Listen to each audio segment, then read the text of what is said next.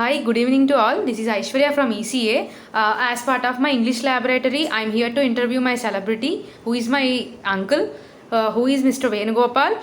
Studied at Geetham University and pursued his PhD in Geetham University, and who worked as a scientist and now working as a manager in a company called Biovectra. And so today I'm going to interview him. So hi sir, good evening. Hi, good evening, Aishwarya. Good evening, sir. So, can we start our interview, sir?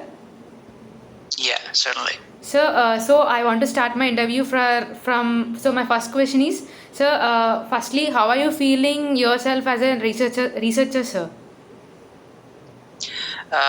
Yeah, as a researcher, the day in day out is quite challenging because you have to deal with ambiguity. But the results were quite fulfilling, and as a researcher, I had to work on my curiosity and get the results out of it, which are of use to the humankind. So it's really fulfilling. Sir, is there any project which has been most challenging up to the date, sir? I worked on several different kinds of projects with the varying complexities, varying advantages. So my primary role as a scientist is to cut down the cost of the medicine and make it affordable. So I worked on different ailments like antipsychotic, anti-diabetic, and antibiotic per se. So it's a whole spectrum of therapeutic categories that I worked upon. Primarily, if I have to quote one project which I worked from starting to end, is project dapagliflozin, which is a anti-diabetic compound. So as you know, there are a lot of diabetic patients around the world who needs medication for the lifelong treatment. So they need affordable medicines, otherwise they cannot afford for their lifetime. So my job was to cut down the cost from the tablets that are available in the market. So I use different techniques to cut down the cost, to choose the chemicals that are affordable, that are viable, and the process that is robust, and we get a quality product. So to cut down the cost, we cannot compromise on quality. So these are the primary pillars of pharmaceutical industry where we worked upon. So that project was a success and launched in several different countries, and that made a huge margin to my pharmaceutical company, Runbaxi Laboratories, where I was in India. So that was a big challenging project that I should quote upon. It's a wonderful thing, sir.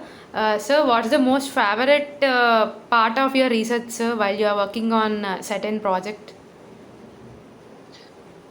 As I said, I worked upon different organic chemistry transformations. So when I came to Canada, the research that I carried upon is quite different from what I used to do in India. So here in Canada, I worked in a company called Toronto Research Chemicals. So where we used to work upon compounds that are quite unstable, quite challenging. Like I synthesized vitamin compounds. I synthesized quite derivatives of cholesterol. I worked upon isotopic labeled compounds from carbon 13, nitrogen 15. So those are really complex molecules in terms of interpretation, in terms of purification, in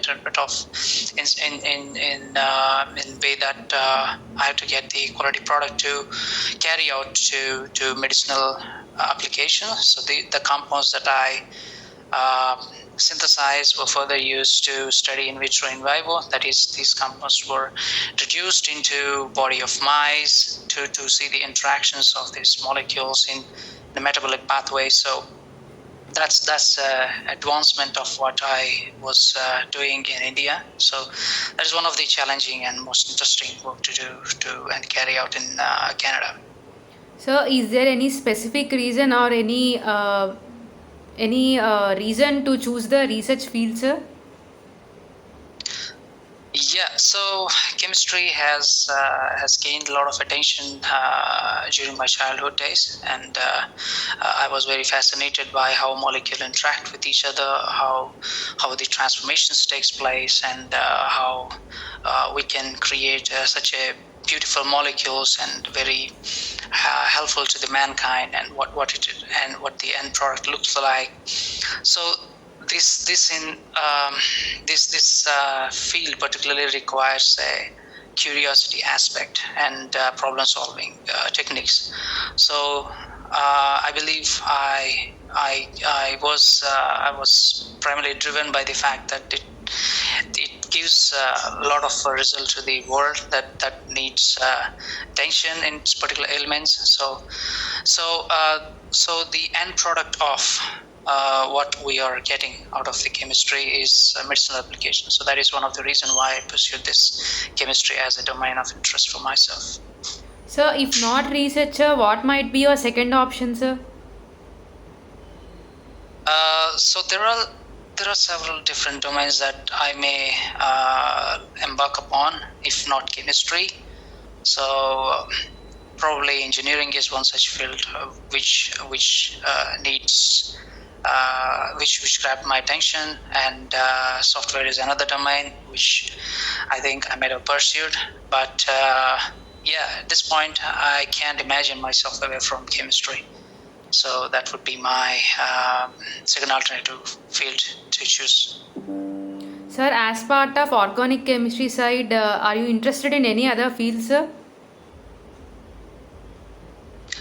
Yeah, so my PhD thesis is medicinal chemistry. So the chemistry which has application in creating new medicines per se. So there are a lot of diseases that needs immediate attention. There are a lot of areas of therapeutic categories which needs different type of mechanisms of biological interactions to metabolic pathways. So my research mainly carried upon antibiotics which are resistant to specific bacteria. So I created some molecules which changes the pathway to get the end result, but with the resistant bacteria also gets inhibited by my molecules, so which are less toxic. And there are several aspects of ADME, that is absorption, desorption, metabolism and excretion. So these parameters as well as the toxicity, so these I have to study. So the extension of chemistry to help mankind, that is medicinal chemistry. So this is at the interface of biology and chemistry. So to embark upon medicinal chemistry, it gives you an exposure on how medicine interact body and what it does to the body, and how you get cure by the several diseases. So this is an interesting field, and there are a lot of challenges, and there are a lot of opportunities to exploit. So this is one of the area that I've gained my attention during my PhD thesis. So, ending up this interview, what are the advices you give to this present generation to improve in this field, sir?